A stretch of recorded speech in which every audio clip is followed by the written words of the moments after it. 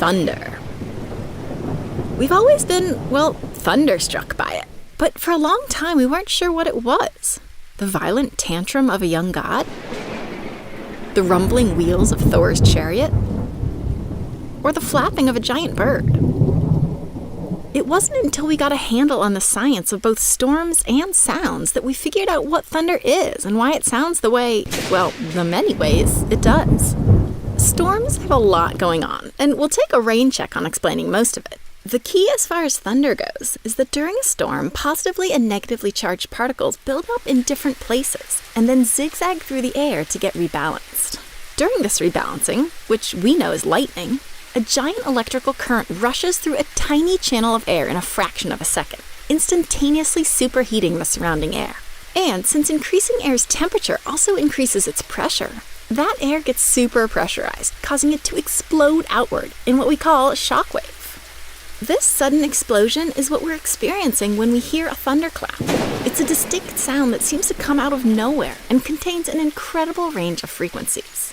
Those same qualities are actually common to any abrupt and intense burst of pressure, from the bang of a supersonic jet, to the crack of a whip, to the pop of a balloon, to the snap of a tiny bolt of static electricity.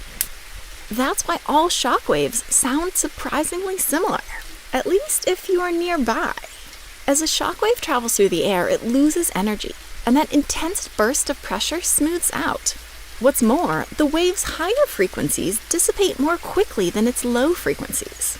So the farther away you are from lightning, the less sudden the onset of the sound is, and the lower the sound sounds. Instead of a sharp clap, you might hear a resonant boom.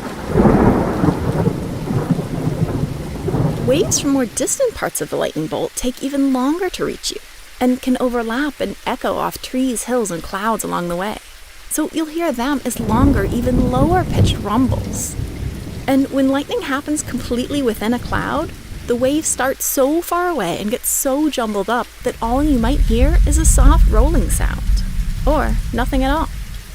Within a single storm, lots of waves of pressure from lots of different parts of lots of different lightning bolts intermingle and reach your ears at different times. So you'll often hear a symphony of claps, booms, rumbles, rolls, and more. It's a perfect storm of sound that launched 1,000 origin and origin stories.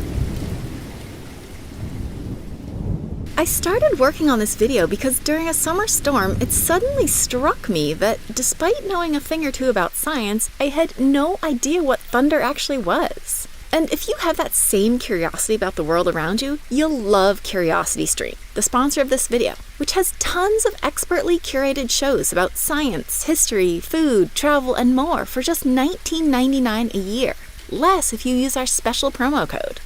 I've been geeking out on nature's weirdest events, which explains the science behind the strangest stuff that happens on our planet, from blood-red skies to exploding toads. It's totally awesome. You can sign up at curiositystream.com/MinuteEarth and use code MinuteEarth to get a year-long subscription for just $15. And that also includes access to Nebula, which has exclusive content from your favorite educational YouTubers, like us.